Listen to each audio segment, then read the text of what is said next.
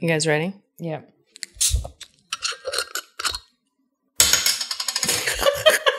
I really do love that now. That one was really easy. You just, but you booped your microphone on your way to the glass. Oh, sorry. There it was again. We got to get the squeakies. Yeah. All right, this time I won't. I'll pour it further away. We didn't talk about a bit, Allison. Julie, those bits always happen organically. They're never planned in advance. I don't know what you're talking about. Well, I know what I would like to say. Okay. I would like to apologize to all of our very faithful fans for my incredible drunkenness last week. It came on me really quickly, as I'm sure you all heard. All of a sudden, I was crying about Tobias Menzies, and then I don't really remember much after that, you guys. When I listened to the episode, I felt shame. So I want you to know I don't have a problem, and I'm sorry. I would also like to apologize for something. In the last episode, I was very fired up about some general ideas I have about fiction and adaptation and stuff like that. And I think I may have implied that if you hate Frank, you didn't read the books carefully and maybe are kind of stupid. And I want to make it clear, I don't think you're stupid. I don't think you read the books incorrectly. You're just wrong about Frank. That's a non-apology. I know. Well, it is. And I mostly said that because I thought it would be funny, which it was because you both laughed. So fuck you. But in all sincerity, people have different reactions to different characters. It makes perfect sense. I will also say that the show is more sympathetic to Frank than the books are. And anyway, yeah. So I don't think that any of you is watching the show wrong or reading the books wrong. I just am a big proponent for giving characters who aren't totally vile the benefit of the doubt and trying to see things from their perspective. And I guess that makes me kind of an asshole. Well, you were way better at it this week than I was. We'll get to it. Okay. And Janine, do you have anything you want to apologize for? I guess for that entire season when I didn't have a mic. We've been getting a lot of good feedback, you guys. Thank you. We're really glad that you want to hear from his Janine. own mic and his own track. Yeah. So we're moving on up. We're going to have to do a spin-off show that's just Janine and the mic. You know, when I went to the Eclipse with Molly and we were talking about like podcast, I was like, maybe I could do my own podcast, but then I realized it would just be me singing and being really belligerent. Oh, you mean exactly like this show? Yeah, but at nothing. There'd be no like guiding purpose to it. I think that calls for a little musical number. Are you ready? Yeah. It's a reprise.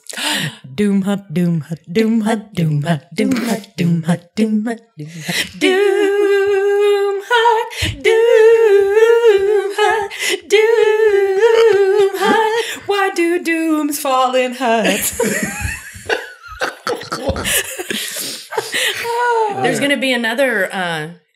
Okay, you're a musical person. Yeah. Reprise. How do you say it? Reprise. Some people say reprise. There's going to be another reprise in this one too, but I'm going to save it for the moment when it happens. There is? Mm-hmm. Okay. All right. I'm ready. Mm-hmm. Welcome to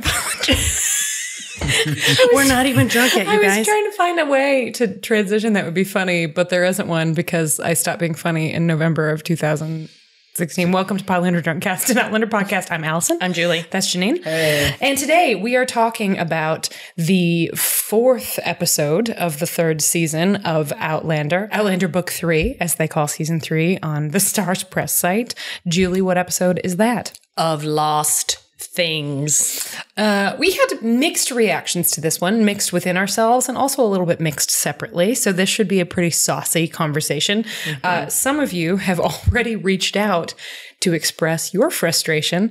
And without further ado, I'm going to share one of those sentiments. This is called Read the Fans. Where's my fan? Oh, you got it. We're not reading the fans. The fans are reading the show.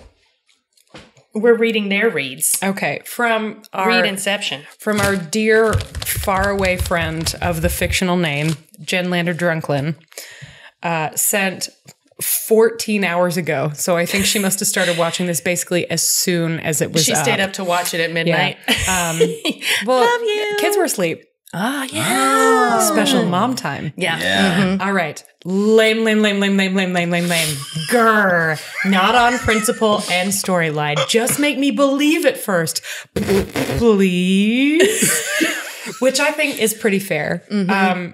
Especially for one moment. Yes. That we all burst and out then laughing. I was like, what are you talking about? Because there was no context. She said, new episode. And I said, oh, well, we haven't watched yet. She said, they come out Saturday nights, but it seems like nobody is talking about them until Sunday. Tried to stay cryptic. Congratulations. You stayed really cryptic.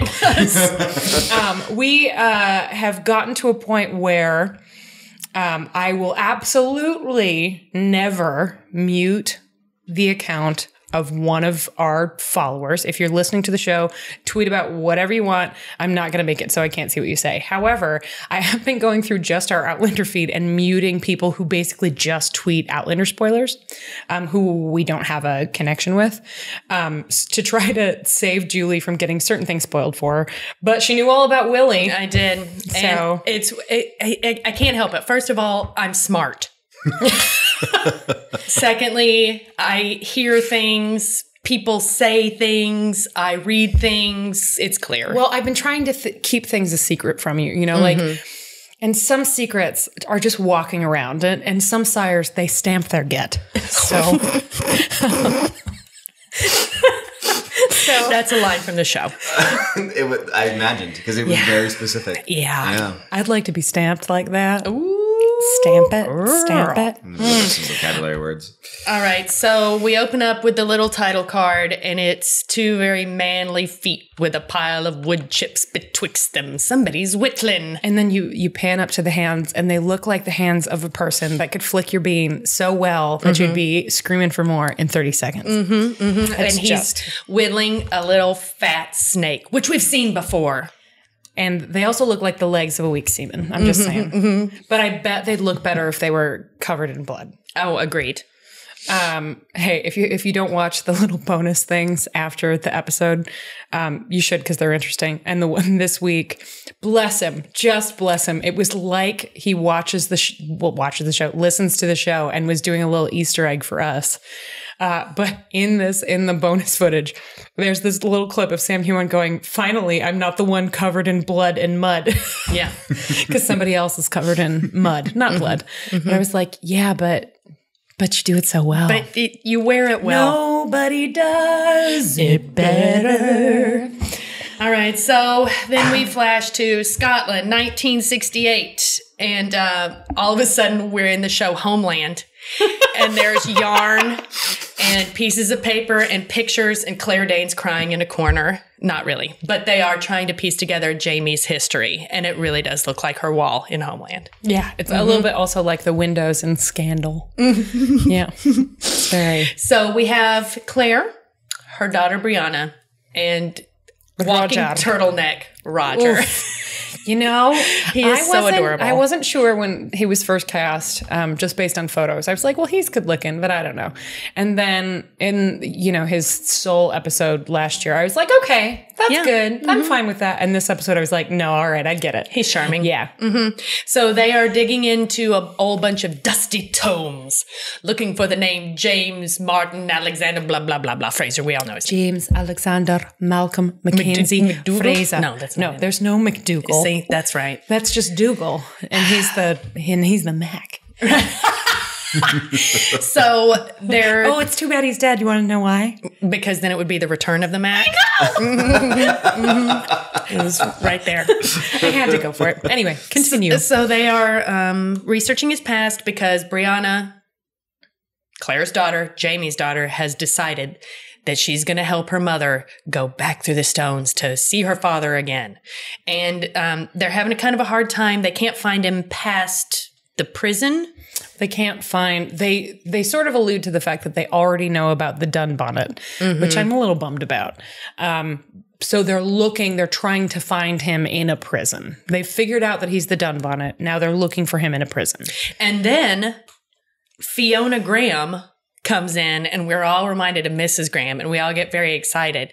And then she says, "Would you like some more cream on your scone, Roger?" So it's very clear that Fiona has love for Roger, and it's very uncomfortable for Roger, but it is hilarious to Bree, who starts laughing like a junior high girl. But it's, I mean, in her defense, it's also hilarious to me. You need fatness. You're too thin. You're too skinny. And then right after that, Claire goes, "I found him." And that's literally how it happened in the show.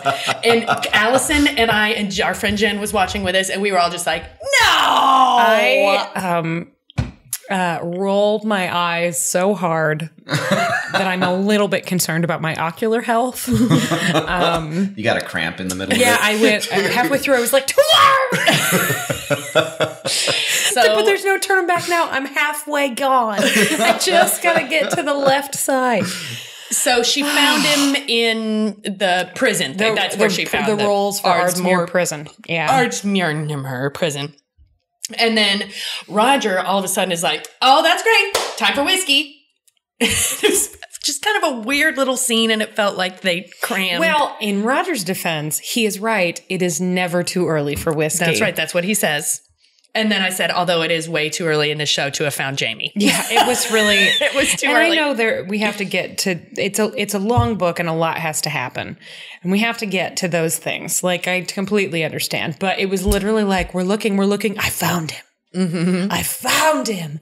Amazing. And I was like, no, it sounds like they needed just a little bit of a montage. Well, not even a montage. I would totally have taken a montage of them flipping through books. Well, different being frustrated. And then Claire was like, oh. And there'd be a shot. There'd be a shot of Roger blowing the dust off of a book cover. So there would be a shot of Brianna unrolling like a scroll, and then part of it rips, and she rolls it up really quick again and shoves it back into a tube. Yeah, totally. Mm-hmm. There'd be a moment when they're all just like standing around looking at the same book, like at the end, shaking their heads in wonder, and that's how we know they'd found them after all that time, after all that work. We need a montage. Well, they didn't give us a montage, so we're there. He's been found in Ardmore prison, and then it flashes back to the Jamie timeline. As we know, he is now a servant at Hellwater. A groomsman. And we are treated to meeting the two daughters of the house. And is their last name Dunsany? Dunsnanana? I want you to know, we have a new tweet, episode 304, from Kathryn, who says, "Can't wait for all the times Janine will inevitably go, oh shit, during this one." I think it'll happen a couple of times, but... It'll happen a couple of... Oh, come on. This episode is not my favorite. Anyway, okay, so... we come to the Manor-born, and it's really funny in the little after Easter egg thing, they talk about the Downton Abbey shot where they roll over the big stone driveway and you have all the servants lined up in the house. It's actually Gosford Park, isn't it? Didn't they say it was Gosford? They said Gosford Estate. That makes me think maybe. Me too. I wonder if Gosford Park was actually filmed on Gosford Estate. I'm going to check right now. Look it up. Well, Janine, you do this. I don't know. You're good at this. I don't know what all these things are. IMDb, Gosford Park. Gosford Park. And look for the shooting location. And then we meet the two daughters. We've got Isobel and Genevieve. And Geneva. Sorry, Geneva. I go back and forth in my notes. They were in Italy. Isobel announces that she's a wet blanket right away by saying, "It was too hot." She's the Mary. Yeah, but then, she's the Mary Bennett. This is where it was filmed. In those We're looking at a photo. No, the locations that are listed. It wasn't filmed at weird. So who knows? Maybe they just called it that. It was Gosford Estate. So they're in Gosford Estate. That's where they filmed. So we meet the daughters, Isobel and Geneva. Mm-hmm. And Isabel's like, "Oh, Italy was too hot. I'm so glad we're back." And then we see Geneva, who is a hot brunette, but also very haughty. Ooh. You can tell she's just got a little bit of a thing. And then is this when we meet her betrothed? No. Is he there? Not yet. This is... They come out and they're welcomed back by their adoring staff. Right. And then Dad, played by a guy who is also, I am 99% sure, a Slovene on Doctor Who, which means he would have been in numerous episodes with Annette Badland. Yeah. I can't help on this. This IMDb actually isn't updated for the cast for this one. No. So I'm looking at this, and the only people I see are Geneva. And who's played by Hannah James, and then our two friends, Kathryn and Sam Hughes. Sam Hughes.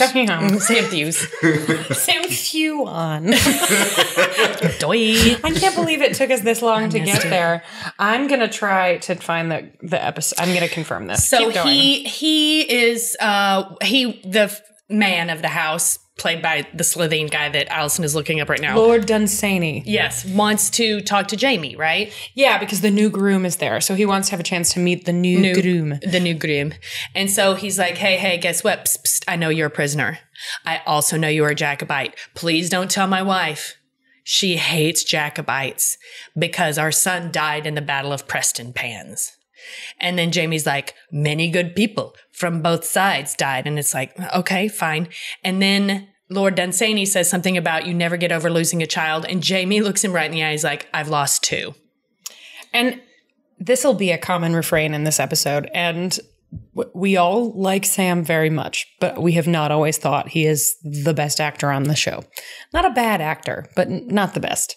But he was fucking great in this episode. And this is one moment you can see in a certain part of his face that he's doing a lot of acting. There's some tension and some release. We've seen this before. He's learned from the best. He's learned from the best. Oh, no. Sam Hewan is jacting. He jacks real hard. That's so good to hear. Yeah. So he gets a lot of it in this episode too.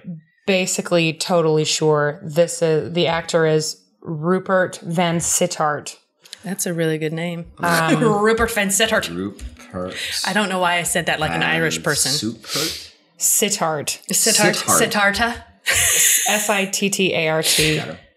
He's in Braveheart. I'm like pretty freaking sure. Lots of Game of Thrones. Man, who hasn't been to Game of Thrones though? Everyone dies in that show. Mm-hmm. Lots of rotating casts. So we find out that he is warning Jamie not to talk about being a Jacobite in front of his wife, and that he's not going to tell anyone that Jamie's a prisoner as long as Jamie keeps it real. They also have a moment, and for the most part, the people in this family conduct themselves honorably for the most part. And this is sort of the first example of that, because we see him say, I can respect a man who fights for what he believes in. My son died fighting for what he believed in, and you lost. And so our quarrel can be at an end. Mm-hmm. But my wife will not feel that way. Do not tell her that. Mm-hmm. And he says, okay. Also, important note, he introduces himself as Alexander Mackenzie. Mm-hmm. So still some of his names, but he is not going by James Fraser. Like Red Jamie. Yeah, he doesn't want to link himself to the Red Jamie thing. Yeah. Right. So we flash from that back to the future, and looks like Wee Roger's having a bit of car trouble on the side of the road, and he's tinkering under the hood. Brianna says something to him. There's the obligatory donk, hits his head on the bonnet. And then she looks at her, and then she just strolls out of the car, walks over there and goes clink, clink, and the car starts. She Fonzied it. She did. She fucking Fonzied it. She's obviously a mechanical genius. He's like, how did you do that? She's like, the alternator was busted. And then I just wrote, Brianna's jacket is dope. It is pretty dope. Was it purple or navy blue? Anyway, it was really cool. She was wearing her Doctor Who scarf. She was wearing one of those long stripy scarves. Mm-hmm. And she has that long red hair blowing in the breeze. I need to let you guys know that every morning I get off the red line to go to work, and I walk past Urban Outfitters and Forever 21. And right now in both windows, it's nothing but everything that Brianna wears. That's exactly what everything looks like. The hat, all of it. That's what we have to look forward to for the next 6 months of our lives, is everybody dressing like Brianna, which isn't bad because it's pretty cool. Better than chokers, right? In my opinion. Yeah, but the good thing about a choker is that it holds your head on. So. Yeah, because... Hey, happy Halloween. Yeah, right. And then... I don't remember what happens in the car scene other than that they're discuss. They're talking about finding Jane. It's just meant to reinforce that he thinks she's real cute. Yeah.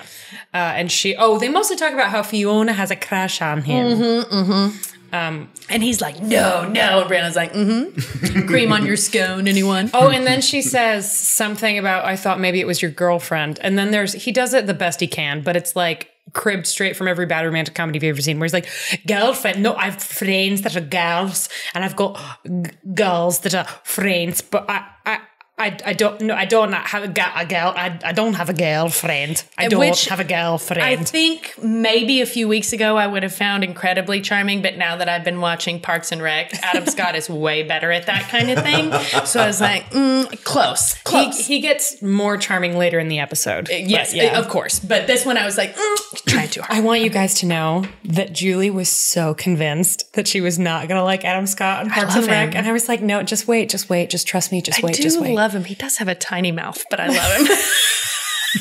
You know what's amazing about that is that tiny mouth. There's still room for those calzones. He does like a calzone. He loves a calzone. All right, so weird car scene. Basically, Allison's right. It's just to like show the meet cute they're getting together. And then we flash back to the past, and all the groomsmen are in the stables, and somebody comes in and is like, it's time. And all the groomsmen come out and they draw straws. So it's obviously a task that none of them wants to do. And then along comes Geneva. And then she walks along in her blue dress that used to be one Claire's. She looks like an asshole. And so it's clear that every day she comes down and makes a different groomsman take her for a ride. Like, okay, poor choice of words. Literal. Poor choice of words. That's not a sexual allusion. She has not. She gets on a horse. Done that. They get on a separate horse. Then they stay on their horses. My eyebrows were raised. It's clear that none of these guys want to do whatever this is, and we find out it's taking her for a ride, which I just said. So she flounces down. Who's taking me for a ride? Fetch my horse. Talk, talk, talk. So obviously, you worthless Scotsman. She's just a dick, and so she goes out on a ride with some poor hapless groomsman. Does she give Jamie a lingering look this time because he's new? No, not really. She just doesn't even notice he's there. Which is actually maybe the most unrealistic thing in this episode. I mean, like, really, because if that's the new groomsman, aren't you going to be like, I would be very surprised if the other groomsmen aren't giving him a look. That's one of the best looking people on the actual planet. Up and down. I'm surprised that the horses aren't like, hey, who are you? You know what I mean? You touched me just right. Ooh, gross. What? Anyway, Patty. Are you implying that Alexander Mackenzie masturbates horses? I don't know what you have to do in the stables. Anyway. The stables? So, you guys, Julie just broke Janine. Geneva rides away with some hapless groomsman, and then Jamie turns around with the other groomsman, and he's like, looks like she needs a good kick in the ass. Talking about Geneva. And then all of a sudden, up sneaks Mary Bennett, Isobel, and she goes, are you talking about my sister? You're talking about the horse. And it's like... I was wrong about you, Isobel. You're not a wet blanket. You're hilarious. Yeah. As it turns out, she's not a Mary. She's a total Lizzie. Yeah, she is a Lizzie. Because you know what? That's totally fine because Geneva is a kitty. Geneva is totally a kitty. Or is she a Lydia? Oh, you know what? She's a Lydia. I said kitty and I meant Lydia. She's a Lydia. Because you know what has always really bothered me? Kitty is a better name for Lydia. Agreed. Lydia should be called Kitty and Kitty should be called Lydia. Mm-hmm. Did I miss something? We're talking about Pride and Prejudice. Anyway, so hopefully our listeners can follow us there. I'm 100% sure that the majority of our listeners knew exactly what that was the first time we said Mary Bennett. And then we flash to Jamie and Lord John. Lord John has come to say hello or whatever. Yeah, so he said in the previous episode... I'm sorry. But Isobel says, I know that you are friends with... She doesn't call him Lord John. She calls him something else. And she's like, he's a good man, something. We've been friends since we were small children. Right. I think he would make a great husband. And Jamie's all like, eye roll. Well, bad news, lady. And then he tries to flip it. And he's like... He's very kind. He's a lifelong soldier. His passion will always be for the military. And she says, well, his devotion to duty and country... to duty, but not to country. Are one of the things that I find most impressive about him. She's obviously got it bad, right? But it's like, a conversation that's like not quite sparkling with wit. But she talks to him like an equal, she's nice, and he's gentle with this. Like he tries to break it to her easy, basically. And it's a nice little conversation. The contrast is clear. We get a lot less of Isobel in the book than we do in this episode. And I think that that she's really well written. Like, she's an interesting character, and the actress who plays her is just great. Whose name I can't tell you right now because apparently it's not on IMDb. No. That's so weird. I'll try to Google it. It is really weird. They have all the people working on the show, but not the cast. And then we flash back to the front gate of the house, and it's obvious that a very important guest is on his way out. And we realize that Geneva is being married off to a disgusting old man. Tanya Reynolds. Oh, is that Isobel? Yes. All right, Tanya. Good job. All right, Tanya, come through. You were great. I hope we get more of Isobel in the future, too. Because she was cool. Anyway, continue. So Geneva's, as is the wont of the day, she's the oldest daughter needs to be married off, and it's always about money, and there's this old creepy spitty dude. Oh. And now she's going to get married to him, and he says Jamie is there, like preparing the horses or something, and he sees his red hair, and he basically is like, I would drown a child with hair that color at birth. It's like, oh, well, so that's how it is in that family. Hello. Yeah. Jesus. And he leans and he says something like, it's a very short time until we are betrothed, my darling. And he leans over this girl's hand. And then it sounds like this. You can see. He kisses her hand twice, but you only see it once. So I'm really sorry for that, guys. Julie knows from sucking sounds. But it's like he puts his whole mouth. It's disgusting. Oh, now I've spit all over the back of my hand. That was not my smartest It's move. really gross. Even though she is the worst, you really feel for this girl in this moment because, good Lord, that's terrible. And then as her gross husband is making his way away, you see her kind of go, wait, I forgot to notice that hot Scotsman is a really hot Scotsman. I forgot to notice that 6'7" hunk of redwood that's living in my stable now. So Lord Fuckstick leaves. And then we flash back to the stables, and the groomsmen are all drawing straws again because here she comes down the aisle, and one of the other guys draws the short stick and is there to take her in, and she's like, no. Mackenzie, you will take me for my ride today. And I'm like, I bet he will. And this begins the part of the show where I was like, so why did it turn into a Harlequin romance? Well, but I don't think it did. Ugh. First of all, that's coercing someone into having sex with you is technically, this would make it the second time that Jamie's been raped, basically. The short version, we'll go into details. The short version here, well, I guess we don't actually get to there for a while. She here has she's got the hots for the Scots. Yeah. She is really into the idea of some Walker shortbread. I mean, who wouldn't be? And she doesn't even know about the magic powers yet. Yeah, she doesn't even know about the bean flicking. She's gonna figure it out. So they're on this ride, and she is just Needling him and flirting in a way that's not pleasant. It's it's very clearly a power trip for her. And on the one hand, you have to do what I tell you, like that kind of shit. Yes. Yeah. And she at one point rides off without him, and he chases after her. And while this wily bitch, while she's out of sight, she falls off her horse, and you hear her go, ah! And then he rides up, and she's laid face down on the ground. And he's like, oh, my lady. And he tries to wake her up. And then he picks her up.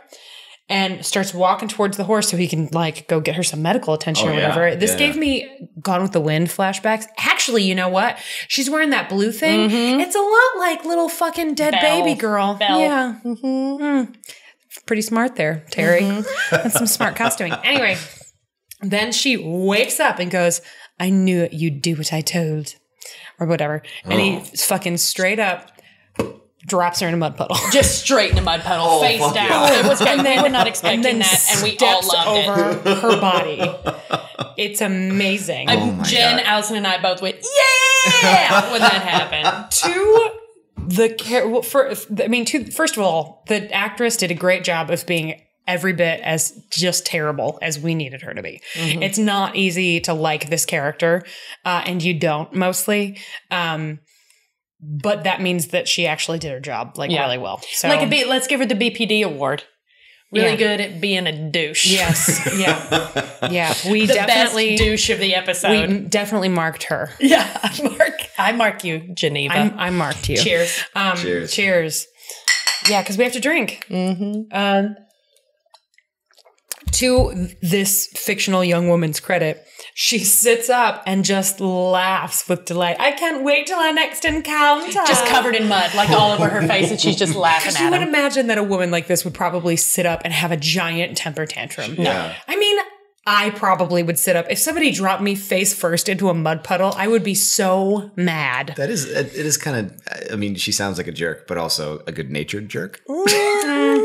Well, at the very least, she was good-natured about this in this moment. Can't wait for our next encounter. And she waves at him like, toodaloo. Bye-bye. So that's funny. Yeah, that is funny. Now, here's where we get a visit from Coinface. Lord John drops by. Ooh. We missed you, Lord John. I know literally it's been like 10 minutes in real showtime, but I'm so glad you're back. And it's a conversation between Lord John and Jamie. Yeah, they're playing chess. Where Jamie's like, was it like, why are you keeping me here? Do you just need somebody to play chess? Is this where he kind of has the thing that you say was in the books but kind of got removed? The like, why are you keeping me here? No, this is just when we were talking about this because they had that conversation at the end of the last episode. Oh, yeah. Mm-hmm. This was just, you come all this way for a chess match. You really should find yourself a more convenient partner. And he says like, oh, well, there would be none suitable, which is basically a joke about how smart they both are. Yeah. All right, Lord John, you think a lot of yourself there, but they're hanging out. They're being friends. They're just hanging out, which is nice to see. And then all of a sudden, ba-ba-bum, here comes Lord John's brother, the other Coinface, Lord Melton, with Isobel and Geneva, whatever. You know what? I'm not going to need to say it for very long. You know what? Okay, so what's her face? I think her actual name is Tommy Laffrey. Do you know this bitch I'm talking about? No. She's essentially made herself a YouTube star by saying incredibly hateful things on the internet. Oh, is this Catch Me on the Outside, bitch? The little 14-year-old or something? No, she's in her 20s, I would guess. Okay, whatever. I'm glad I don't know. She's an asshole. Mm-hmm. Tell me, what is her name? Laffrey, maybe, Laffry. Don't look her up. I mean, you look her up if you want to, but listeners, don't look her up. She's human garbage. Anyway, but the thing that the internet likes to do in relation to her is call her like Tammy or Tony or Tori or like Tandy, like literally anything. That's kind of how I feel about Geneva. All right, Genevieve. Yeah, so Geneva and Isobel. Ginevra. That sounds like a medication for osteoporosis. That, I will have you know, is Ginny Weasley's full first name. Ginevra Weasley. Mm-hmm. So the sisters Dunsany show up with Lord Melton Coinface, Hal. And Hal is a little surprised to see old Red Jamie hanging out there. And then you see his shifty eyes go back and forth between Jamie and his gay brother. Straight up shocked. He looks Jamie shocked. And his gay brother. And then all of a sudden it's like Lord Melton is not happy because possibly his brother is going to bring more shame on his family because there's this guy. You can see this like complicated thing go across his face where what he thinks is happening is that he already had to essentially go against his code once because Lord John was such a fuck up and like did this incredibly stupid thing and then got himself chained to a tree while a bunch of Scotsmen went and ruined all of their cannons, right? Like this was a major fuck up when this kid did this thing. So he already had to let one of the most notorious quote unquote traitors go because he didn't kill his brother. Right. Then he shows up and not only is that dude not dead from the leg wound that maybe killed him, but apparently he was in his jail which Hal actually knows in the book because John writes to him about it. Anyway, and then he like essentially let him go into this service job. And then he's hiding in plain sight. And to Hal's credit, he sort of rolls with it. The lie is that Jamie Alexander Mackenzie. Alex. Worked for Lord John and recommended him to the Dunsaneys. And he sort of rolls with it, but you can see he is furious. Pissed. So angry. Also, I didn't fully appreciate last time how good looking that dude is. He is a real looker, as they say. Minus the George Washington wig, because that's always just a boner killer for me. I guess there might be somebody out there who has kind of a thing for powdered wig thing. Yeah, but I am not that one. I am not that one either. I might be. You're into a powdered wig. But then with your powdered wigs, that's different. Like if you're like going for a tall. lady, you've got the big flowery things. With the men, it's always like weirdly, it doesn't fit right. Yes. Like the curls kind of hang off the side. It's like always askew. It's pretty not lackluster. good. Yeah. And also in my mind, Sam Hoare, right. that's right, whore. Sorry about the name, buddy. One more time. But it's always Good like I'm thinking looking. about doing George Washington. I don't want to do that because whenever I think about George Washington, I automatically think about him having the worst breath of all time. Well, yeah, because item number one on the reasons to not fuck George Washington. Well, he's dead. Is yes. Item number two, wooden teeth. Mm-hmm. Yeah. Although, that's not real, right? Oh, I didn't know that. No, he had a set of dentures. That's true. Because he didn't have any real teeth. Because back then, the good old days, dentistry wasn't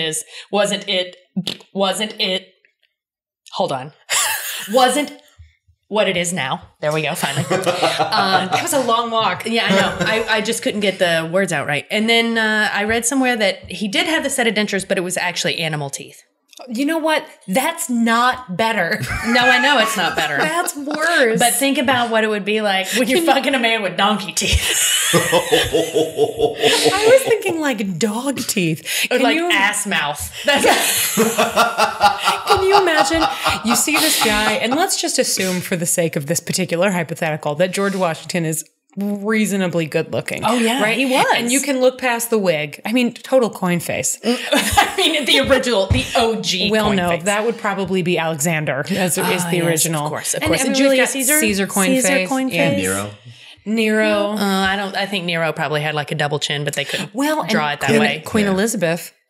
Oh, yeah, that's a coin face. That's a good coin face. Anyway, not one of them is as good looking as these two dudes. Yeah, none of them are. Apologies to Her Thomas Majesty. Jefferson? I don't know. That's problematic. There are other issues with Thomas Jefferson. TJ. I don't necessarily want. But Washington, assume that he's good looking, and the wig isn't a turn off for you because he you see, smiles. and then he smiles, and his teeth are like just too big, Or right? like they're dolphin just teeth. and you're like, I'm gonna go. There's too many spaces between them. They're too skinny. Like, ooh, what would that be like? Oh, never mind. want Okay, you we've to gotten off the remember track. that we had this conversation in like 3 years. That's very weird. Well, 3 years is when I'm finally going to come out of the closet about my fixation on inappropriate dentures. It's going to take that long. It's my fetish. I just need to own it. All right. But I have to work up to it. Oh, whoops, I just accidentally came out. Anyway, if any of you out there have animal dentures, I'm sorry. I think that you read the book correctly.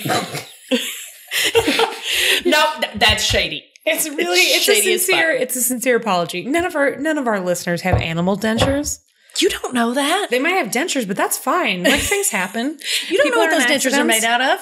I'm 100% sure they're not made out of animal teeth. I'll tell you what. If any of you does have dentures made of animal teeth, that is a situation that you should correct. Tell us what animal it is.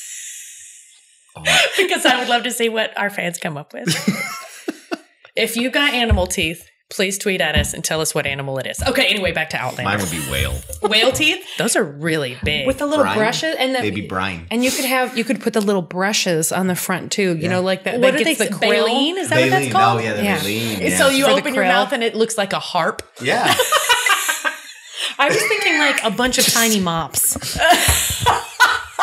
Okay, We're you off guys, to- we're off topic. we got way off topic. So I just wrote down Melton. He knows. So that's where we just were. He's obviously pissed.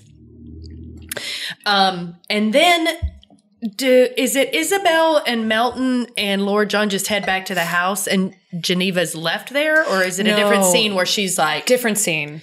You're coming to my bedroom tonight. She literally just comes out and she says shows up and she says, oh, what did you think of my betrothed? Oh, that's earlier. That's what they're bickering about when they're writing. She wants to know what he thinks of her husband to be, and he says, "That's not my place. He seems like a nice man. It's not my place to have an opinion." She's like, "I demand you give me an opinion." That's when he says he seems like he's very fond of you.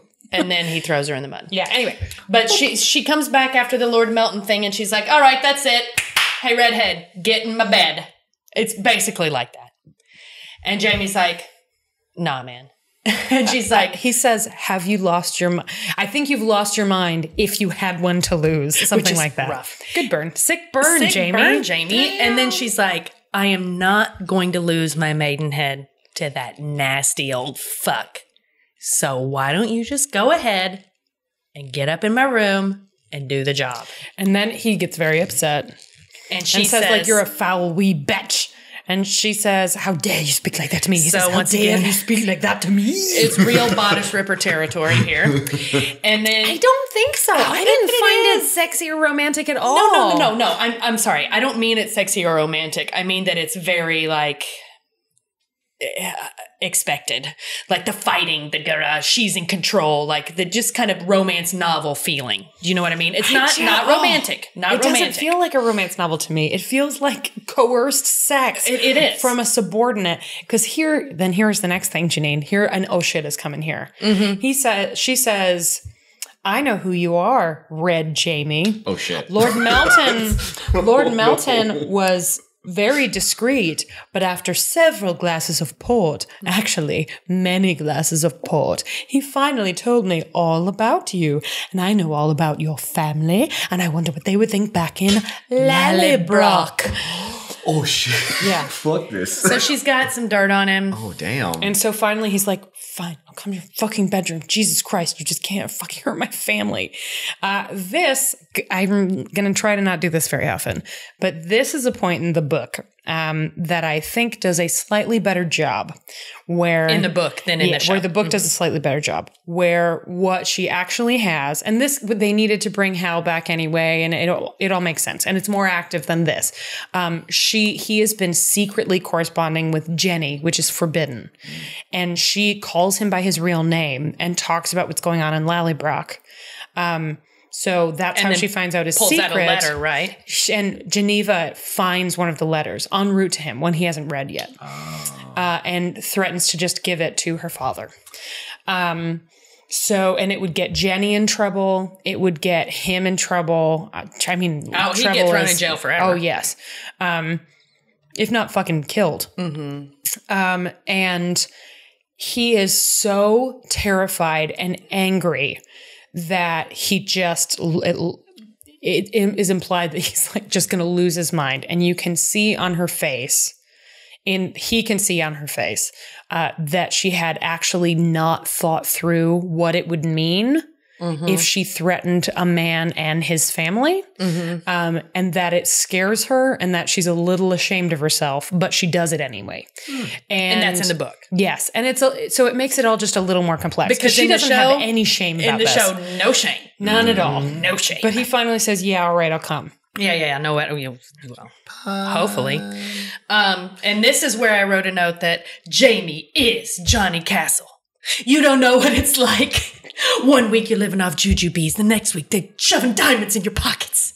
So this made me think of Dirty Dancing. You just used them. No, that's not what I'm saying. They used me. So that's where we are right now. So he goes to a room. Oh, no, wait. I have the note here. Allison, Jen, and myself all think that if Geneva really just wanted to get her cherry pop by somebody who wasn't the drooly old man, she should have just fucked Lord Melton. Yeah, if she got him that drunk, why didn't she just take Lord Melton? She obviously used her feminine wiles to begin with. Why didn't she just climb on that? Get her done. He was drunk enough that he probably wouldn't have been thinking about his honor. Right? And then she just could have like, bow, bow, bow, bow. But then what about, but you know what I think? Port dick. Wow. That dick was in port. That dick was not coming out of It port. was in its cups. Port dick. It was in its cups. Yeah. Hopefully not literally, but yeah. So that was one thing. And then we just... Also, I mean, he is good looking, but come on. Did you call him a 6'7" redwood? Yeah. I mean, you got that there. Come on. So the next scene, we flash to her nightmare bedroom with the wallpaper that would give me a fucking migraine. He sneaks in the front door and walks into her room, and she's standing there in like this very frilly very dressing gown. So very kind of virginal. Her hair Probably is her down. wedding clothes. Right. She Who wears knows? her wedding clothes in the book. I assume that we're supposed to think it's the stuff that she got. Havishams his ass? Jeez. It's creepy. Not like her wedding dress, like her wedding lingerie. Yes. Her wedding peignoir. Yeah. Mm-hmm. And he comes in and she says, "Hello, Jamie." And he says, "You got me here by threatening my family. You will not call me by the name they gave me." And you can see her go, "Oh, shit. Okay." And he's like, "Call me Alex." And then that felt a little porny. It was a little silly. Yeah. Then she tells him he may disrobe, and he starts taking his clothes off. Very workmanlike, though. Not like sexy, just like taking his clothes off. Yeah. Just like, pop. And then he sort of sees that she's looking and that she looks really nervous. And I will be very curious, anybody out there who hasn't read the book, I'm very curious how this scene played to you. Because I sort of know what I'm supposed to think it is. I have no idea whether or not it actually plays that way elsewhere. Anyway, where he sees that she's looking and he can see that she's very nervous. And he says, "You can watch if you want. I mean, you forced me here. We may as well do the thing properly. You can go ahead and watch me take my clothes off if you want." And she's like, "Okay." But she's also still really nervous. Yes. You could tell. Yeah. And I'm watching this whole scene and I'm like, Jamie, when you take that shirt off, you need to turn around and just give her the full Cornish game hand, just to like slap her across the face a little bit. Like, "I've been here before, bitch." And he did. And she freaked out. She was like, and he's like, "It's okay. It doesn't hurt." And it's like, I will admit that Julie was thinking these things and actually said, like, "Give her the full Cornish game out loud." Right? The whole time I was sitting there and I was just watching and thinking about the story and whatever, but really there was this like tiny primal part of my brain that was just going, down, down, down, down. And we do get a great butt shot. Oh, it is. Mm-hmm. And then when he takes off the shirt and she gasps about his back, he kind of does the half turn over his shoulder. And I was like, she wasn't gasping at the Cornish game hand. She was gasping at those guns and those pegs. Man, they look good. And then they do it. Well, no, come on. We'll give it a little more credit than that. Come on, there's doing He it. walks over to her and she says, "I don't know what to do." And he says, "Okay, well." The first time is often very fraught. Yeah. He's being very kind. Vexing, I think he says. Vexing, you're right. She says, "Will you please show me what to do?" No problem. He takes her hands and puts them on his chest and then undoes her robe. And she's obviously very turned on. She literally, it feels like she has an orgasm when he first touches her. She goes, "Ah!" Like she's pretty tightly wound. Yeah. And, you know, he's a man. He's not going to have a hard time. He doesn't have port dick. No, but you know what? Not a lot of port available in the stables. Yeah, you know what? That's true. I did not notice whether or not he kept his eyes closed. Neither did I. Because that would be the whole thing that he did last time to... I mean, I think that these are probably different things. Like that was not, with Mary McNabb, was obviously not lustful, but it wasn't love in the romantic sense, but it was a loving act, right? Mm-hmm. Like it was two people who need something from each other and who were taking care of each other and keeping each other company. Mm-hmm. And that is a loving act as opposed to like a lustful act. Not that they can't be both. But then wouldn't he just keep his eyes closed? I don't know.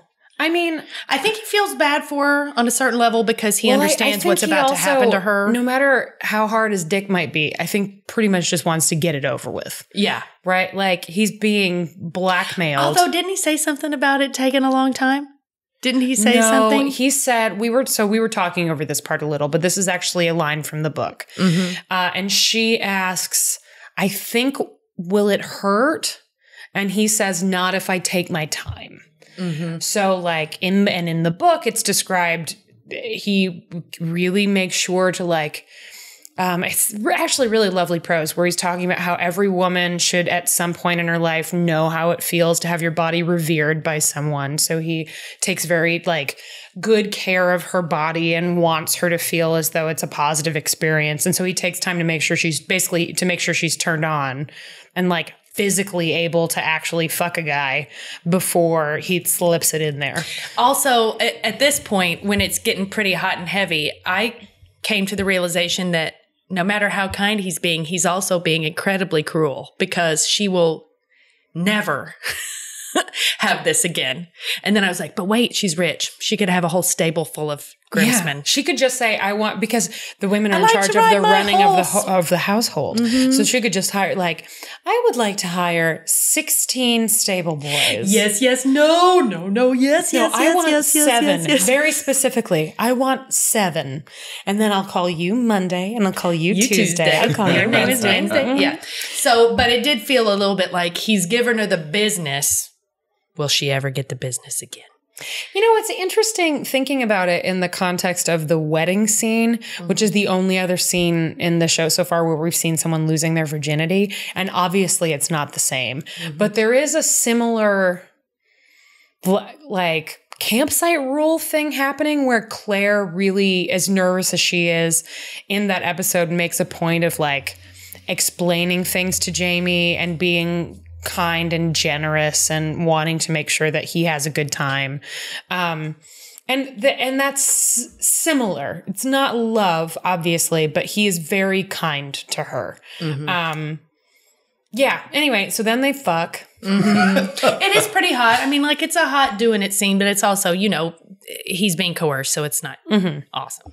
It's confusing. When I said out loud the thing that I said about him maybe being cruel because she was never going to get this kind of dicking again, Jen was like, well, when she's married to old fart face, all she has to do is close her eyes and think of Scotland, which I thought was very funny. Cheers to Jen Moniz, who came up with several real zingers this week. And then they're done. And she looks at him and she straight up just looks right at him and goes, I love you. And we're all like, oh, God. No, before that, he asks if it hurt. And she says, well, it hurt at first, but then I liked it. And then I was like, well, that's pretty good for your first time, man. Gotta say. And then she's like, I love you, Jamie. Alex. And we're all like, nope. And Jamie's like, it's not love. This is not love. This is the feeling I roused in your body. And it's good. But it's not love. Love is something else. And then he really is good in this episode. Yeah, it sounds like then he says, Jesus. She says, well, what is the difference? And he starts explaining what love is and talking about, like, it's opening your whole heart and soul to another person. And you can see on his face, like, he's just thinking about Clara. It's just And you can beautiful. also see that Geneva realizes that he has actually been in love with somebody before. And you have a cloud pass over her eyes where she may be a little bit of guilt. I don't know, but she recognizes something when he says this, which was cool. All right. Then we flash forward and a carriage pulls up at Gosford Park and out comes Lord Fartface and Lady Geneva. And guess who's pregnant? Lord Fartface. Oh, that makes sense. And from there, it's the plot of Junior. Yes. So, do you remember that movie? Yes, I do. Arnold Schwarzenegger and Emma Thompson. What the fuck was Emma Thompson doing in that movie? And making a paycheck, man. And Danny DeVito. Don't forget Danny DeVito. Well, Danny DeVito and Arnold Schwarzenegger were in our buds. And they did, that was post-twins, right? Yeah. So, did you see, I know we're already at 50 minutes, but did you see the thing, the internet thing from, I don't know, probably a month ago, where somebody went on Reddit and wrote up this thing about how there was this person that he met on a ski lift when he was a kid and he couldn't talk to anybody about being gay and he just felt like an outsider and he wanted to die. And this stranger on a ski lift asked, he seemed sad and was he okay? And he just unburdened his heart to this complete stranger. Then they got to the top of the mountain and the stranger's wife walked up and it was Rhea Perlman. And Danny DeVito took off like his scarf and it was Danny DeVito. And this kid was like, you're that guy from Cheers. ever since, and he hugged him and thanked him, and they had this moment when he was a kid, and ever since then this guy's wanted to reach out to Danny DeVito for saying thank you for making me feel like it was going to be okay eventually, and he hasn't been able to find his agent or whatever, and so it's just saying I've been thinking about it a lot. I really would like to say something while he's still here. Could anybody, if you have any idea how I can get in touch with Danny DeVito's people, let me know. And then 3 responses down is Governor Arnold Schwarzenegger. Stop it. Saying, this sounds exactly like my friend Danny. I will make sure this message gets to him. And had a whole post about Of course Arnold reads Reddit. well, probably one of his aides read it. Right. And then Ed's read it. Read it. Yeah. But I also have to admit that I am slightly disturbed by how happy I am to see Arnold Schwarzenegger sometimes these days. Yeah. Why? Because we live in the upside down now. Talk about conflicted feelings where you're I lived in California when he was governor. Mm-hmm. I remember Prop 8. Prop 8. I remember that shit. I remember his playing that. Fuck all that shit. Mm-hmm. And now it's maybe he's the only one that can take him down. It's astonishing to me. Terminator. How many people whose views I find abhorrent now seem like totally reasonable alternatives. Mm-hmm. Where I'm God, would somebody, for the love of God, please just get George W. Bush on the phone? I know he's a war criminal who basically ruined a lot of lives and is responsible for many, many hundreds or thousands of deaths. And I know he is a garbage person, but he seems like an all right human. What? He's better than this. He wouldn't be saying everybody on Puerto Rico just basically deserves to die.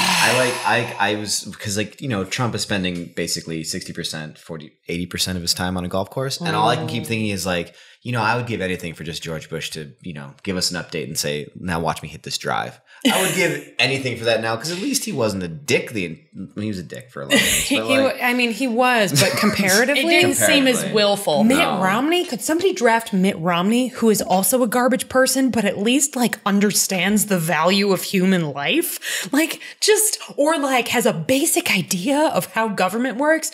And I guarantee that both those men know that Puerto Rico is part of the United States. I promise you they both know that Puerto Rico is a part of the United States, not just an island in the middle of the ocean. It's not that far away. Kevin told me that shit when we were sitting here today, and I was like, are you fucking kidding me? Did that motherfucker really just say that shit? Mm-hmm. Come the fuck on. There's some great shit on Twitter, though, where it has tweeted about the logistics and blah, blah, blah, and there'll be a person we landed on the moon. He's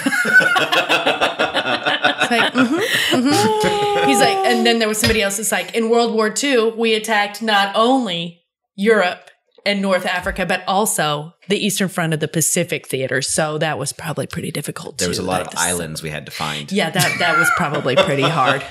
Anyway, Patty, let's get back. I know.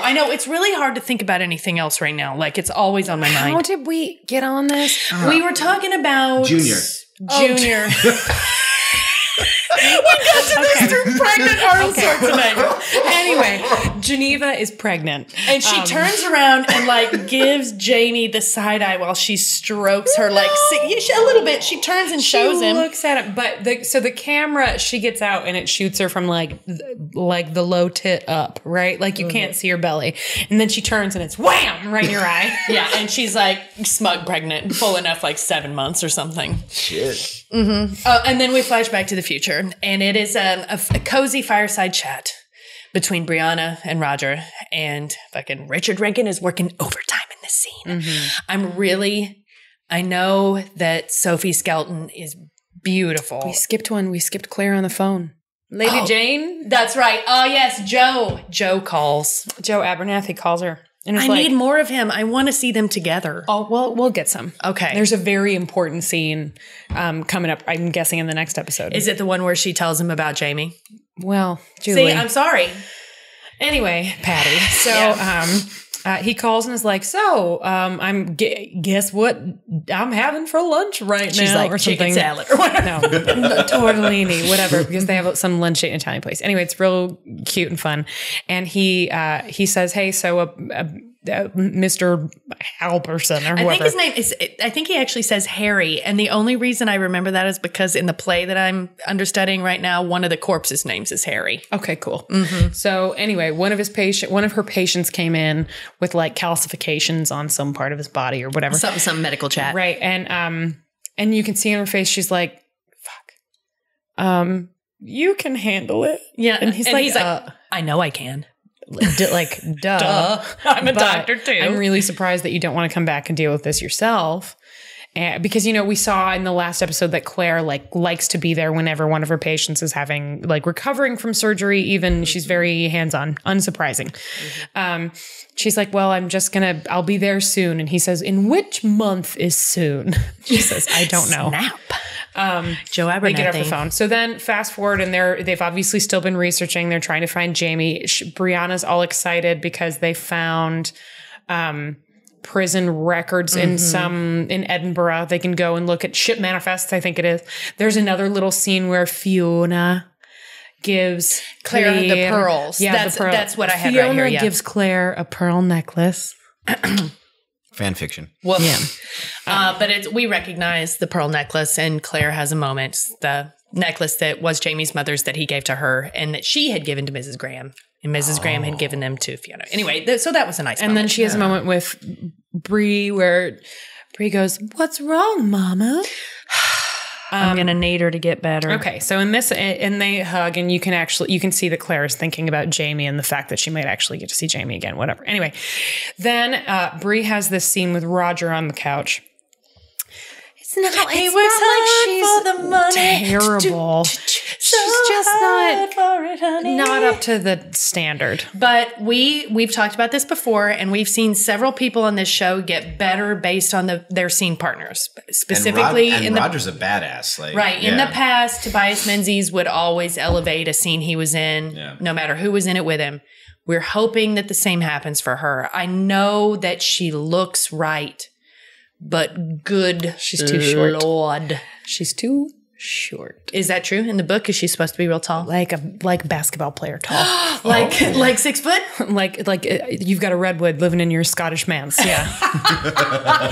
Well, I have hope for her because she's going to be on the show obviously for a long time. Yes. And I have hope that she will warm up to it, because we remember back in the beginning of season 1, it took Katrina a little while. And this is, correct me if I'm wrong, her second episode. Yeah, she was at the very end of season 1. It feels like she's been in a lot, but really it was just that finale episode and then this one. End of season 2, I'm sorry. And she's not American. So she's still working her way around that American accent, which isn't terrible. It's not as bad as, what's her name, Nellie's. Yes. But it's not as good as when Tobias Menzies was making fun of it. Vittles. We miss you already, Tobias. I have hopes that she will get better. And her scene partner most of the time is going to be Richard Rankin, who is great. And this scene, it's a scene that mostly works, and it mostly works because he sells the holy crap out of it. Basically, she says, I'm a terrible person. I keep thinking, I really hope that we find him, but I know if we do, I'm probably going to end up losing my mom. And Roger says, well, that's understandable. But if you're a terrible person, then I am too. And she says, why? And he says, well, once we find him, you're going to go back to Boston. And she kind of goes like, Meh? And then just kisses him right on the mouth. And he's very surprised. And then he does like a Pillsbury Doughboy. You can see he's very cute. It's very cute. And he's wearing this great sweater. That's Julie pouring another. He's always wearing a great sweater. You know what? That's it. Here, you drink that part. No, I'm full enough. You're fine. Man, I got to go to a party after this, you guys. I'm going to that party too. I know. We're cool. It's sort of like you should come with us. Housewarming, sort of closing for Alachua County, what else? So, that scene is pretty brief but charming because of the walking turtleneck. Richard Rankin. Yeah. Then very handsome walking turtleneck. But he looks like he'd be so comfortable and keep your neck warm, I guess is what I'm saying. I'd let him keep my neck warm. I would too. He is very cute. Then we flash back to the past. Oh no, they come running into the stables. Lady Genevieve is giving birth and it's a bad time. We need the horses and we have to ride. My sister is in distress. It's Isobel coming to the stables. Like, ooh, selling it, driving really it like good. she stole it. Yeah. Just like. She does a great job. She's very good in this episode. I might give her the TGP. Oh, she's not getting it from me. Oh, anyway, she is very good though. She'd be high on the list. She grabs Jamie and they ride off into the night towards Geneva's estate with her fat sloppy husband. And then I wrote here, we had to pause because Jen needed another beer. Yeah, so it's the rare, when we do that scale, it's the rare circumstance where we had to test it out live. And it was not a situation where Jen could just get up to get a beer. We had to pause it. Mm-hmm. Because it was really just like them running to the house to make sure she's alive. Like Last Mohicans, everyone's running. Hey guys. Yeah. Yeah, nice. So they get to Ellesmere and they hear, it's a boy. The boy is healthy and fine, but Geneva's not so Still great. bleeding. Still bleeding. Oh, shit. Good old days, you guys, right? Right? Is it the good old days or is it tomorrow? Anyway, Patty. So, Genevieve dies. Geneva dies. Well, okay, so let's not skip a great moment, which is when when Jamie is asking the cook, whoever she is, about the baby. She says, "Oh yes, fine, fat, strong, healthy fat boy." I don't know where we're making them all Scottish. They're all British. Oh, a fine, fat, healthy son. That's not as fun. Yeah. Oh, he has a fine, fat, healthy son. He's a lovely little boy. Je suis la jeune fille. And then you see Jamie's face. And it's this moment where he realizes it's his. Yeah, I already knew that, right? But like joy and grief and confusion and the need to hide all of it. And it's in like that. It was very good. It is some primo jacting. Yeah. Ooh. And then he exits because he got to go back to work. He's on the job. Yeah. And then we find out that he finds Isobel in a hallway sobbing. And he says, he asks what's wrong, and she says, my sister is dead. She was fine. She was sitting up holding the baby, and then she started to bleed again. The physician did all he could, but she died. And he goes, presumably to say a kind word or try to comfort her or help her in some way. And she slaps the holy shit out of him. Like, wham! Like snap out of it. Mm-hmm. Like it's a share slap. It is a total share slap. It's great. And she says, I know it's yours. I know you. She does not say, I know you fucked with her. I think it's, I know you bedded her. I know you bedded her. I know you have laid with her. Whatever. Something. And she told me and she loved you. And you're like, bitch, did you not listen to anything he said? Come on, get it together. Mm-hmm. Yeah. Although, you know what? If somebody was that kind to me when I was that shitty to them, I might fall a little bit in love with them too. Just a little. Also, if somebody dicked me like that too, I might. Yeah. Those things combined. Right? It's a thing. Oh, yeah. Dickmatized. Yes, bang-over. She had a total bang-over. Hey, trademark both those. 9 months of dealing with that shit. And you still have it? That's stigmatized. That is stigmatized. Anyway, she's dead. Yeah. Oh, sorry. R.I.P. Not so much, Geneva. I'm sorry that Geneva Convention. I'm sorry that you're... call Switzerland. Yeah, Switzerland. Your character was horrible. Oh, she is not neutral enough. You're right. She's not neutral enough. Well, are they really, though? You were very good at your part. Yes. Your part sucked. Good actress. And now you're done. But you did live long enough to squeeze out a human. Named. Well, we're not there yet. So, anyway, while Jamie is getting the shit smacked out of him and like doesn't know what to say. Is going on, right? Somebody comes running in and says, you're needed. Your master needs you. There's trouble. You have to come running right now. So he takes off running and he discovers Grandpa and Grandma.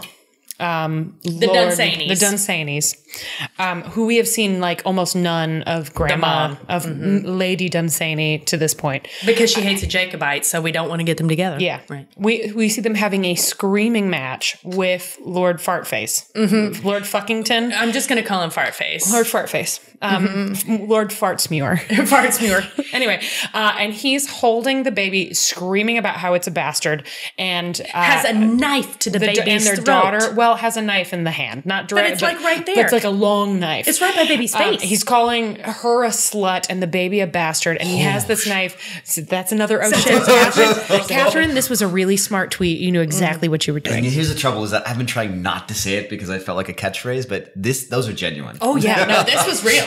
Just wait. So he's holding this knife right by this baby. It made me very nervous. It was very uncomfortable. And they're screaming at each other. And then Lord Dunsany pulls out a gun. Pistol. What the fuck? And they're 6 feet apart. And Jamie is like, whoa, guys, everybody, guys, calm down, guys, calm down. guys, Bring it down. Chill that. Lord Dunsany, you have to give me that gun because we have to get him to put his knife down. Do it for the baby. And Lord Dunsany looks him in the eye, and because Jamie is great with horses. It's like he was coaxing counties it. He just lowers the gun and Jamie takes it away from him and is holding it. And then he looks out to Lord Fartface. It's like, sir, please. Give me your dirk. And the guy's like, no!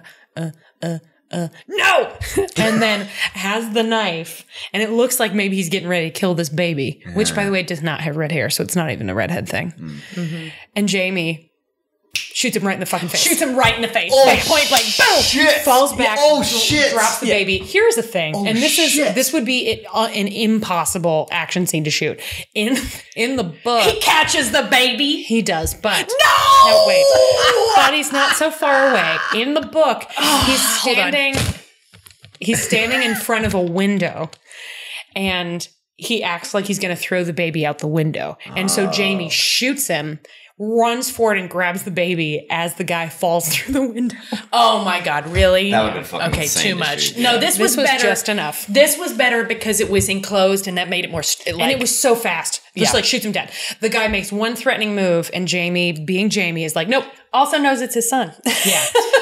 Then the baby is fine. It looks maybe like it's got a little bruise or something, but the baby's fine. It's just there and he opens his eyes and you can see Jamie go, "Gah." Oh no. Go. Ooh. Yeah. So they take the baby back to Dunsany. To Hellwater. Hellwater, the Dunsany's estate.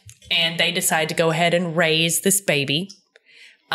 We find out that Geneva never actually sealed the deal with Lord Fartface. Oh shit. That's why. Isobel told us that. But nobody else knows. Nobody knows that but Isabel's Isobel. Yeah, Isabel's the only one who knows. And Jamie encounters Isobel in the woods in her mourning clothes, pushing this gorgeous pram. Incredible pram. Beautiful. And also their mourning clothes are like chic as fuck. The Dunsany ladies know how to grieve. Know how to rock it. And she says, I'm sorry. I was mad with grief. I did not mean to hit you. Your secret is safe with me. We've named him William. We're calling him Willie. Little Willie, Willie won't go home. That was it. You guys remember Willie? And I want to thank you. My sister was a difficult woman and you were kind to her. And you can see that he's a little affected by that and doesn't really know what to say. And she walks back to her mother. And leaves the pram right there by him so that he can like hang out with his son. So that he can take a second and look.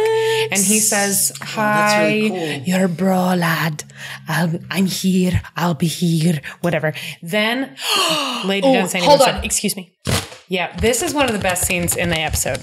I mean, this woman the hair on my neck is standing up. Good. This is good. The end, there were moments in this episode that didn't work, but the end was like, excellent. Yeah. So she walks up, and it's the first time she's really said anything other than, please don't, you're holding a baby with a knife, right? Like, that's about it.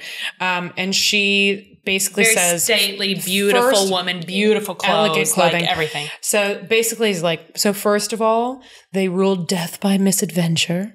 So basically they ruled that this guy killed himself. So he's not going to get arrested. Money bought that, yes. Our money bought that verdict. We made sure that you're not going to get arrested. First. Second, I know who you are. Oh, shit. Uh-huh. Fuck. Jesus Christ. Kathryn, you got me pinned. I want to thank you for the service you rendered my family. Yeah. Basically for saving, because remembering they already lost a kid, right? Yeah. So this woman has now lost 2 of 3 children. We have to assume, times being what they are, that these are 2 of 3 children that actually lived past She's early probably childhood, lost like right? 6. Yeah, probably more. Anyway, 2 adult children have died. And then she has this grandbaby. So she's very grateful. She says, so, my husband has many powerful friends in London. Would you like to go home? He can go, he can argue for a pardon for you. They will give it to you. Do you want to go home to Scotland? You can discharge your service and you can go home. And you see again, Sam Heughan, just with the jacting, knocking it out of the park. You see like joy, delight, relief, but disbelief. And then he looks at the baby. And he says, no, I would like to stay in your service. And she says, why? Because apparently she didn't see him look at the baby. and he says, things are hard in Scotland right now. And I've been able to send money home. And if it's all right with you, I'd like to remain in your service. And she says, for as long as you wish, all you have to do is give the word and you can go home whenever you like. And thank you again. And she's so good. The actress is very good. Kills it. Straight kills it. Oh, man. So, yeah. Then I'm tearing up a little bit. That's really nice. Then we flash forward, and then there's this kid. Who is not redheaded. But he still looks like Sam Heughan. He does. And Jen said there has to be a cottage industry in finding actors that look like Sam Heughan to get them into this show. Like, where did we find Sophie Skelton? Where did we find this kid? He's very cute. He's not a good child actor. Well, he's a child. He's a child. No. This is flash forward to him being 7. We'll say this. He's no Fanning. He's not a Fanning. He is not a Fanning. He's not from the Fanning factory. He is not a Joel Osment. Haley Joel Osment. Joel Osment. I know he says Joel a middle name or part of his last name. I never knew. I think it's more like Haley Joel. Haley Joel.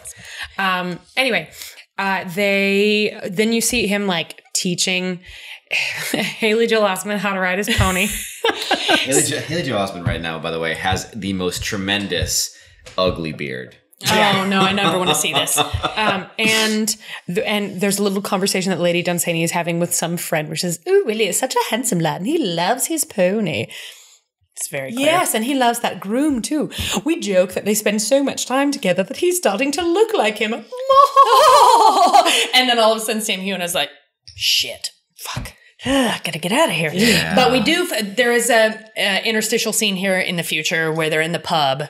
Oh, yeah. And it's Claire. We skipped something.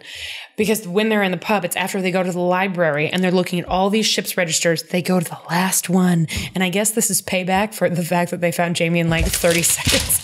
Found him. It's from like 100 years later. It's too late. And so he's not anywhere. And there are no documents pertaining to the shipment of people. And of course, we know that, first of all, why didn't they find Murtaugh? I don't know. Maybe he didn't use his real name. Pamplemousse. Well, but yeah, maybe he went by Pamplemousse. Yeah, maybe he went by Pamplemousse. Anyway, they basically they can't find him. They're so like, they kind of end are of the road. They run out, and Claire is like distraught.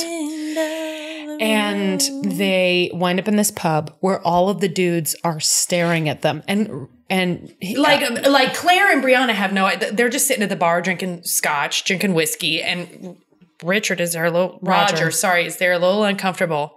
He's like, why are they all staring at us?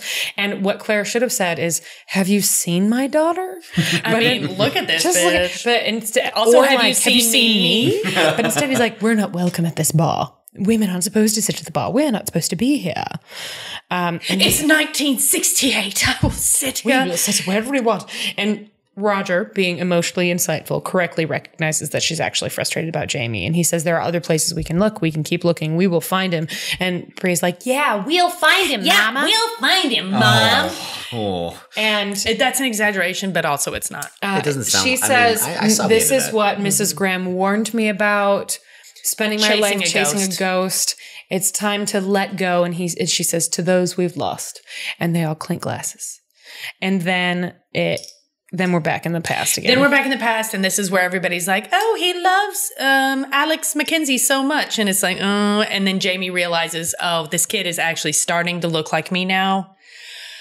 I got to get out of here. He decides he's going to leave. Mm-hmm. And he's preparing to leave. He has this scene, a couple of scenes with the kid where they're talking about why he's leaving. In the first one, he's like, pissed. Kid is angry that he's leaving and starts to throw a tantrum and is throwing things. And Jamie picks him up and gives him like a spanking. And is like, and she says, I hate you.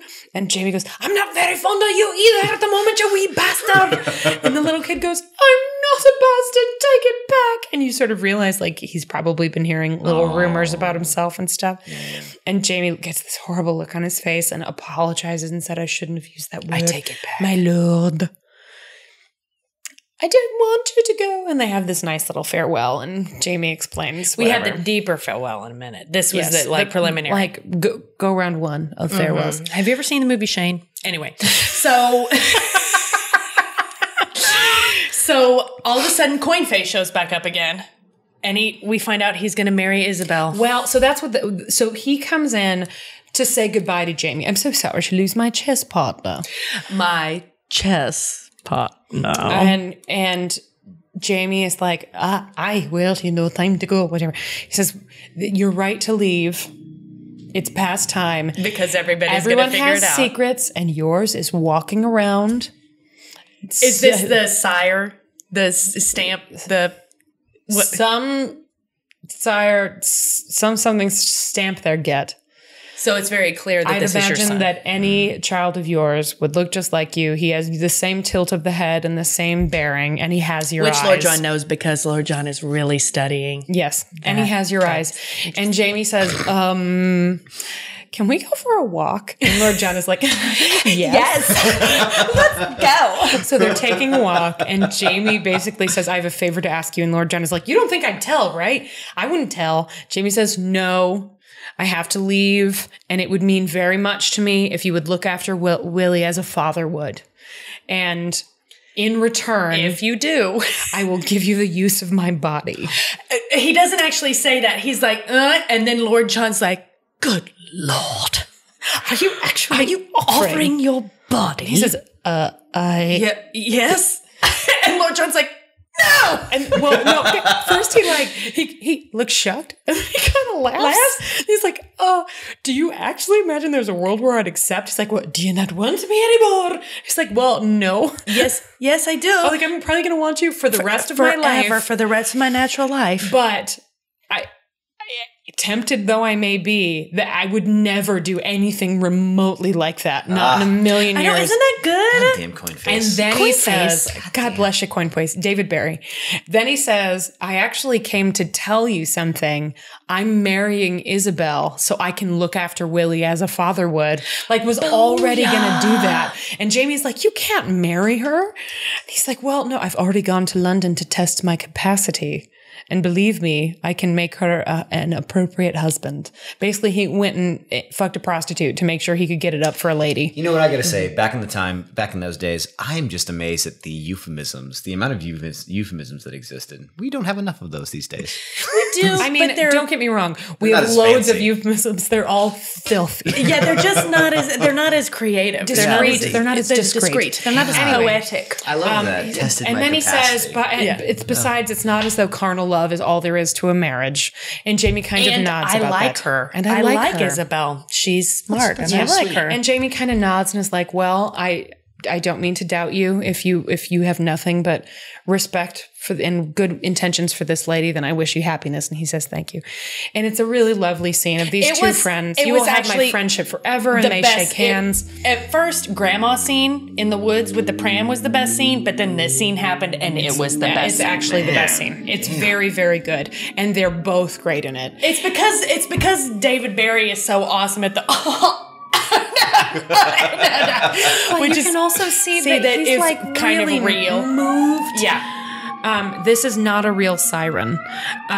So I feel the need to tell you, I don't remember who it was on Twitter, but whoever out there likes to listen in the car and always gets really confused when there are sirens. No, that's just us in Chicago. From now on, I will always say if it's a siren the Chicago on our way. End. That was somebody was trying to put ketchup on a hot dog. Oh my God! Emergency! Hold on. Anyway, so then Jamie has to actually say farewell to Willie. Willie comes in and is upset. And he comes into like Jamie's hut, like his little stable house, his hut of sadness. It's not a doom hut. It's not a doom hut. It's It's a groom hut. It's a groom hut. Groom hut, groom hut, groom hut, groom hut, groom. Oh, we started way too high. Yeah. Anyway. So he comes in, and when Willie comes in, Jamie has a altar laid out and is lighting candles because we remember that Jamie is Catholic, right? That was the whole Jacobite thing. And Willie's like, "What are you doing?" And doesn't he say something about the stinking papists? Grandmama says only stinking papists light candles in front of relics. Oh, graven images. Mm-hmm. And Jamie goes, "Well, I'm a stinking papist." He says, "I want to be a stinking papist." Oh no, first we get our episode title. Jamie's like, "And it's not a graven image. That's a statue of Saint Anthony, the patron saint of lost things. And I pray for people I've lost." He says, "Who do you pray for?" Well, he prays for his brother, who is also named Willie. Oh. Little Willie. I pray for my sister back home. And I pray for my wife. And little Willie's like, "You don't got a wife." And Jamie's like, "I know. Duh. Don't rub it in." Anyway, then the kid says, "I want to be a stinking papist too." He's actually better in this scene. Mm-hmm. So Jamie baptizes him. Oh, shit. So he's now William James instead of like William David Ransom Bloody Blood. And then he's like, what does he say? Where does James come from? He's like, "It's my special papist he says, name." "Why did you call me William James?" He says, "It's your secret papist name. Don't tell anyone too." Yeah. Don't tell anyone. Oh, for God's sake, don't tell anyone you're a papist. Don't. Shh, kid. Anyway, then we find out what the title card was for because Jamie takes out this wooden snake that he carves Willie into the bottom of. That looks exactly like the snake that his brother carved for him. That said Johnny on it. Gave to Claire when she was giving birth. Do you remember that? Oh, shit. Oh, yeah. This is way back. So he recreated this carving to give to his son and carved his name in it, Willie. And then he says, "But I haven't got anything for you to remember me by." And you can see Jamie go, "You don't need to give me anything to remember you by." Forget you, my son, a special boy. Then it cuts to him actually leaving. And there's Lord John standing with Lady Isobel. And Lady Isobel walks up and hugs him. And then is like, "Ooh. Ooh, I'll never touch this again. So let's just get a little and then around she whispers the outside." in his ear, "We will take care of your son always." And then Jamie releases her and I think shakes hands with John. And gets on his horse. Says goodbye, gets on his horse, starts to ride away slowly. And then "Shane, come back!" the little kid is like, "No, Mac, come back, Mac." They're crying, running after him. And Jamie's just riding away on his horse, not turning around. And Lord John chases after him and holds him. And he's just crying. And Jamie's riding away on his horse. And then it cuts to Sam Huon's face.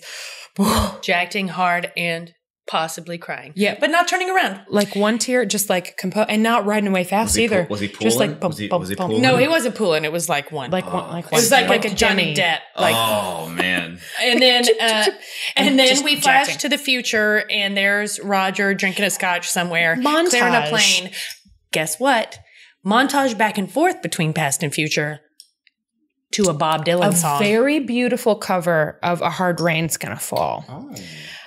Didn't work for Julie so much. It worked like gangbusters for me. It made me cry a little bit, but it also felt a little... Sometimes when things emotionally manipulate me and I can't control my emotional reaction, I get a little pissed. But it was a good choice of song.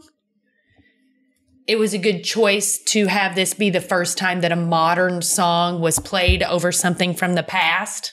And it drew a line between the two in a really interesting way. Which was cool. Yeah. But also I was like...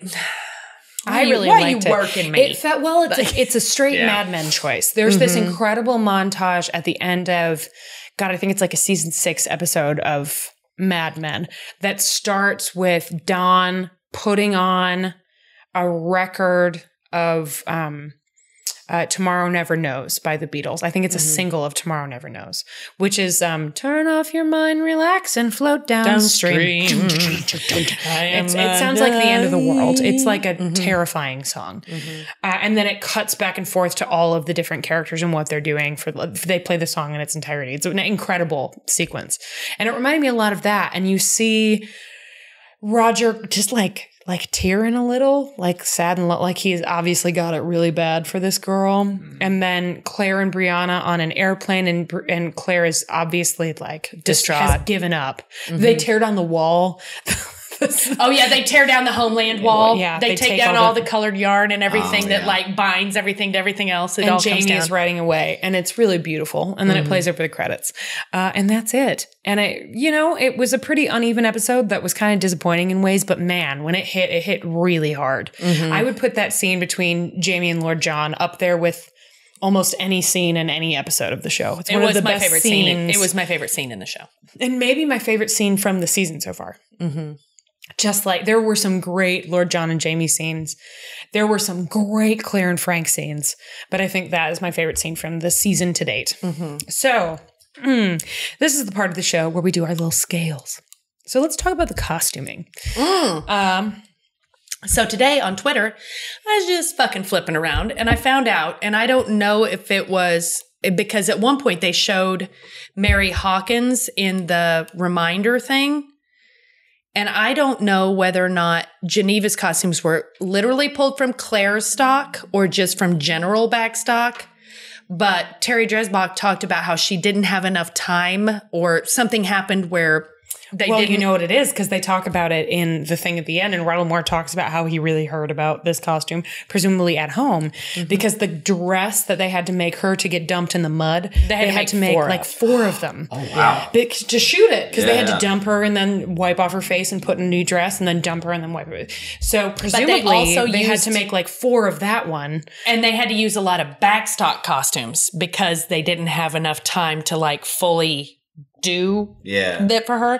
So there are certain pieces that are great, that are great, but you can almost recognize them. Yeah. You could be like, oh, I think I've seen that before. Geneva one. The one with the bars across the chest, across the bodice. You're like, I've seen that. And I think that might have been Mary Hawkins. Well, I think the robe might have been Mary Hawkins, the doing it robe. Yeah, but it's clear that there's repurposing happening here, and I'm okay with that because they're so well made, and who gives a shit?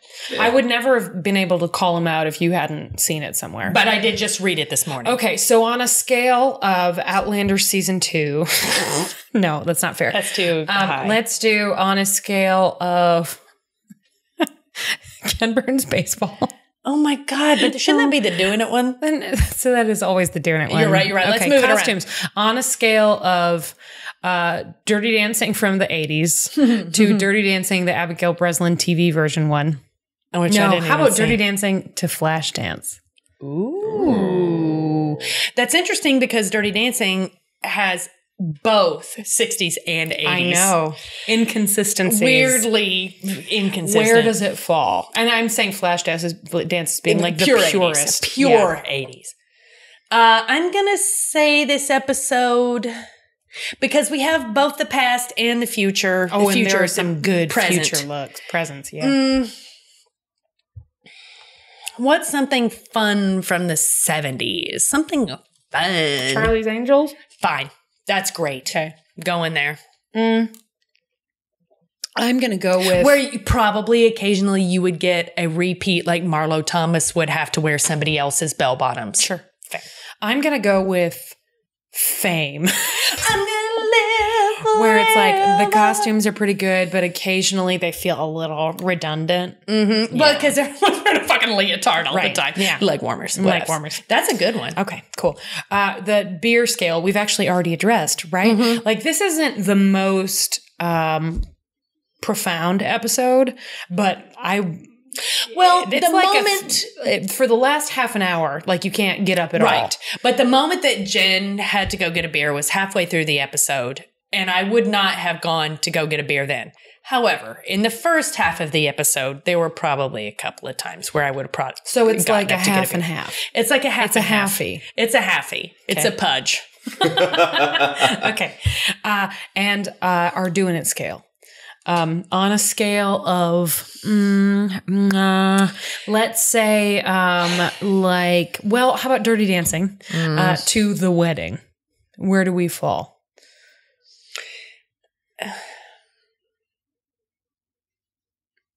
Well, I have a very unpopular choice, but I don't think it's that extreme. Okay. Have you ever seen the movie Straw Dogs? No. Okay, then I'm not going to do that. Okay. It's an incredibly problematic rape scene. Man, I don't know. To me, it was fraught with a lot of stuff of the control issues, but it also kind of, that was balanced out by him being so kind to her and knowing, yes, he's over a barrel, but he doesn't want to make it shitty because he knows she's going to be married to this fart face forever. And nobody should die having never had good sex. Nobody should die ever not having been boned rightly. So he was Mr. Bone Rightly. What's a Bone Riley? Where does that come? What movie? Is there a movie? Is it a Bull Durham? An Officer and a Gentleman? Is that too sexy? Yes, Officer and Gentleman. Great. Perfect. Cool. Bull Durham also works, though. I think Bull Durham... Long, wet kisses that last 2 days. Bull Durham might be too sexy. Yeah. Because this is sexy, but not... It's not that sexy. Yeah. Good choice. Okay. Thank you. Your choice. Okay. Well, that collaborative. That was, we came to that together. And now our new favorite section. The TGP. The TGP. The Golden Pamplemousse. Who's your pick? I'm going to go with Isobel. Yeah? Mm-hmm. Actress's name one more time was, I've got it somewhere. I should have written that down. I liked her a lot. Me too. Well, I had to look it up and then I navigated to try to remember poor Hal's name. Tanya Reynolds. Who, as another person who has like 6 IMDb credits. So I hope Tanya Reynolds is the beginning of lots of great things. Write you down. That is a good call. I am not going to choose Tanya Reynolds. I am going to do something that for no episode so far would I ever have done, which is really saying something. My choice for TGP of the week is Mr. Sam Fuzon. I think he was so good in this episode. He's been honestly really good all season. This season has been his best. But he's been upstaged a little. So like we had our great Grant O'Rourke scene in the first episode. And then we had Who's Afraid of Virginia Woolf, and nobody can stand up to that. Right. and we met the great David Barry. Like we had some great stuff. And this is the first one where I felt like, nope, he was actually gave the best performance in the episode. He was good. Great with everybody. He was great with the kid, and that was not the most polished child actor I've ever seen. And it's great to see him do nonverbal acting work where you can't see the wheels turning. Yes. It was always very like, well, now I'm thinking about what happens next. And that to me was a little bit of my problem in the first episode of season 3. When he was Dunbonnet and all that stuff, just that's weird. That's episode 2. Sorry, episode 2. Because episode 1 is just him laying on a blanket and dying. Right, which was great. But then the Dunbonnet, remember, we both were like, it's a little too much. You're trying too hard. But this one was kind of in between. Like it was good. He was very... he handled some really complicated stuff really well. And it made me very excited for all the stuff that's going to happen. Because if he's operating on this level now... then some of the really cool big things that are coming down the road, I think will be really, really wonderful. So at this point, we need to say thank you to our Patreon patrons who are amazing and wonderful and financially generous. We should send you all a fan, but first we have to do the t-shirts. So thanks to Amanda Newton, Beth Locke, Flourish Root, Molly Layton, Dr. J, Lara Magnuson, Friday Payton, Jen Lander Drunklin, Kathleen Moniz, Katie Kirshner, Kathryn Galindo, Kiki the Wise, and Kara Marlowe. Thank you so much for supporting us. Of course, we want to thank all of our other Patreon patrons. Maybe we should start like listing 1 or 2 of them at random every week from the other categories. Can we possibly one day bring back a drunk dial? Yeah, would this ever be something we could do? It's our great lost episode at the moment. I have to find the money. It's so silly. But I had the copy on my computer and my computer died and I hadn't backed it up recently. So I have to send my computer to somewhere where they can try to get it off the solid state drive so that we can actually air it. But we did a great drunk dial. It was so drunk dial. The comedy of errors in that experience was just great. Don't tease it. Don't tease it though, just in case we never get it back. So if we can't get it back, then we're going to have to just call those people. We're just going to have to redo it. But yeah, we will be drunk dialing some of you in the future. If you want to support us on Patreon, you can get things like early access to episodes, bonus episodes. Right now, Patreon patrons have access to our live episode at Wizard World. Something we'll release to everybody later, but it's going to be a bit. We'll be doing more bonus episodes in the future. If you join at the top level, we'll be printing t-shirts. So you'll be able to get a t-shirt per season, which is going to be really fun. There are some other perks. You can find us at patreon.com/PodlanderDrunkcast. You can also follow us on Twitter at PodlanderCast or individually at Julie Starby, that's BEE, at Allison Shue, and at Pagel_Aaron. You really should just change your Twitter handle to Janine. But anyway, but I'm sure you need to use it professionally. Yeah, at some point. I gotta talk you about can space also too. find us on Facebook at facebook.com/PodlanderCast on both of those social media platforms. We do a little thing we call Your Welcome Wednesday, where we post a picture of a smoking hot person from the show. 90% Sam Hewen. And it's 90% Sam Hewen, but not exclusively. I've branched out a couple of times. We've had a Dougal. We had a Grant O'Rourke. Mm-hmm. I'm sure we're going to have a David Barry at some point. Fuck yeah, we are. Because, man, he's a good-looking fella. Smoking hot. And you know what? At some point, we're going to have to do Katrina. Oh, yeah. Oh, well, that won't be difficult. I don't think I've ever seen a bad picture of her. Mm-hmm. Or, Laura Donnelly. Your Laura Donnelly's. Woof. Ooh, what if I could find her with the pistols? See, the possibilities are endless. I got thoughts. Anyway, we chat about things. We say funny things. Last week, Julie posted one of Sam Hewen where it looked like he was sitting in front of a TARDIS, and we had a great conversation as a result. You can find us all of those places. Thank you so much for listening. If we haven't said this in a while, but if you like the show, please jump on iTunes and leave us a review. It really does help. And I know that sounds bogus because how could it possibly help? But it really helps to determine like how many people are going to find us in search and stuff. Or tell your friends or something because it's fun and we love doing it.